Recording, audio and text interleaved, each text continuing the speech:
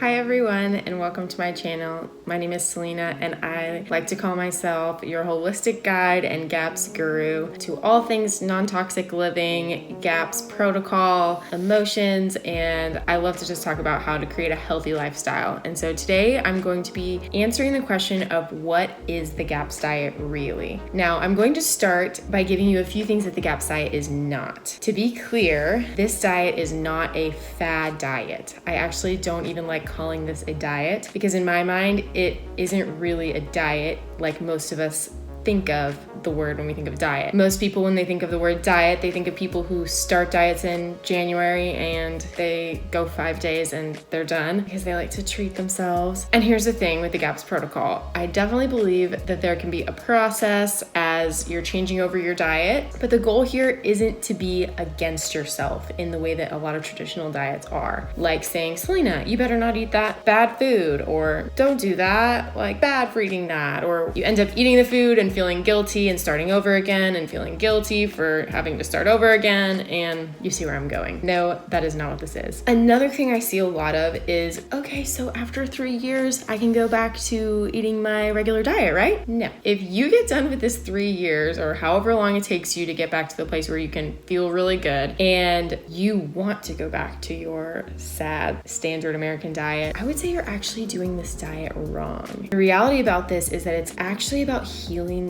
not only your gut and everything, but it's about healing your taste buds. It's actually starting to change your diet so that you can have new cravings, have cravings for what's good for you. This is not a diet about deprivation, and it is not a diet about starvation. It is not about cutting calories. It is not about tracking calories. It is not about portion control. It is not about watching your salt intake or your fat intake. It's definitely not about watching your fat intake. This diet is really about adapting your lifestyle so that your body can actually enter into a place where it finally feels safe to heal. I believe that this protocol is about building trust with your body back again, learning to attune to your body's needs, honoring and respecting your body's limits, and enjoying what I believe is the best food in the world. Feeling like a king or a queen, like royalty, because you're actually worth that and you're worth being taken care of. This is really about discovering that worth and being nourished back to health again. I refer to this as a nutritional protocol because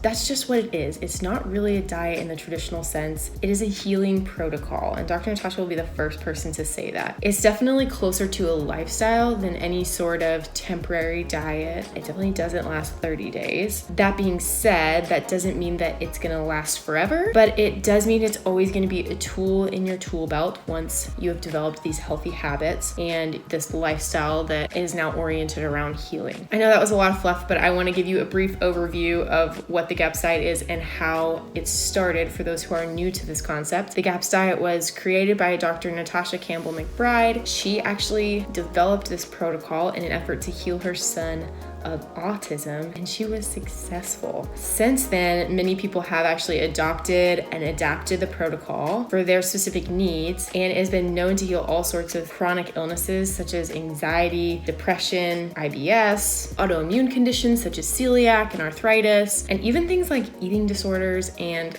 learning disabilities. Dr. Natasha believes that the health of your body starts in your gut, and that the gut and the brain have a connection, a really strong connection, so much so that what you eat directly affects your brain and in turn a ton of your other organs in your body as well. People have been known to heal of cancer on this protocol and all sorts of other autoimmune conditions as well. A lot of these are things that Western medicine has deemed incurable. Now, part of this protocol was developed by ancient forms of medicine and cooking, and in this protocol, we really believe that food, nutrient-dense, whole, organic food is the most healing thing that you can give your body, and not having it, especially from an early age, is actually some of the reason why there is a growing number of diseases.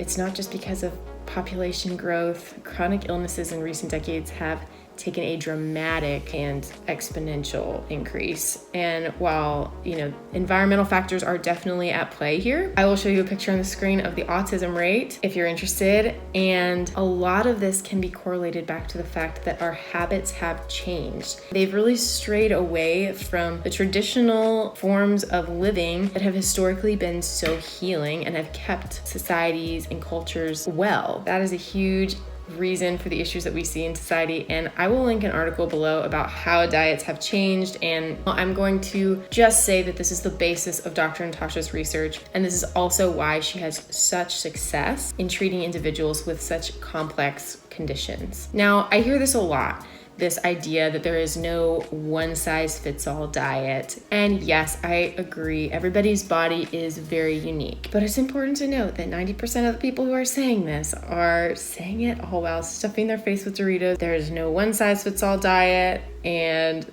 anybody who says so is ridiculous. Also, a lot of those people, there's no shame here about what you're eating, but here's the thing.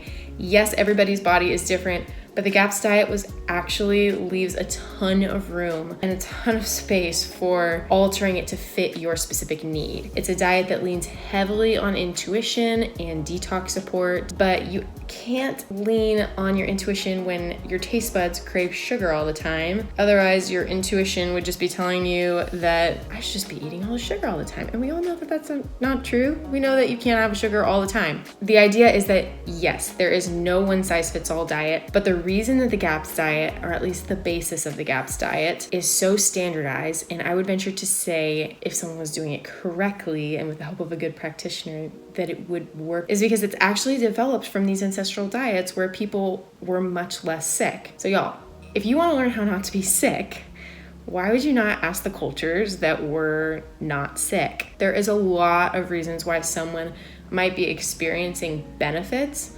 when they aren't on a Whole Foods, healthy GAPS-like diet or Weston A. Price style diet. And I think it's really important that we don't make that standard just because it feels good in one moment to some people. I will go into this later, but especially when it comes to veganism, there's actually a lot of reasons why somebody's body might at one point feel really good on a vegan diet. And maybe, for example, they didn't eat a lot of vegetables before, or maybe they were eating meat and antibiotics in it. Maybe they had tons of sugar and now they're switching to a more whole foods way of eating. There's a lot of reasons why it could feel really good to your body initially, but that doesn't mean that it's a good long-term solution. And it also doesn't mean that it's going to heal and restore their gut. And it for sure doesn't mean that it's like optimal for your body. Anyways, I will rant about veganism later, but the point here is that the reason GAPS is so standardized is because once upon a time, before people were as sick as they are right now, people ate raw milk from pasture-raised animals, and they ate lots of healthy animal fat. They ate lots of veggies and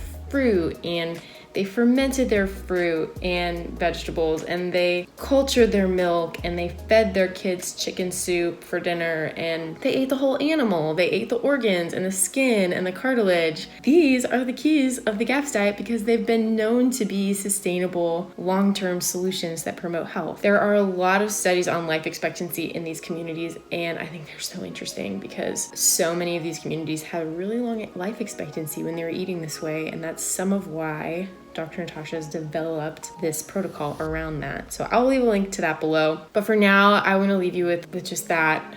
Really just meditate on how people used to eat organs and really nourishing, high quality animal fats. And today vegans sustain themselves off of beans and lentils. It's not good. It's really not good, you guys. I'm just saying. So leave a comment below if you have any thoughts on that. I'm sure it's a very controversial thing. I would love to hear your thoughts though. Thank you so much for watching, and be sure to like this video and subscribe. It is my passion to walk alongside people as they heal and grow. It inspires me and hopefully brings encouragement to you. I will see you next time.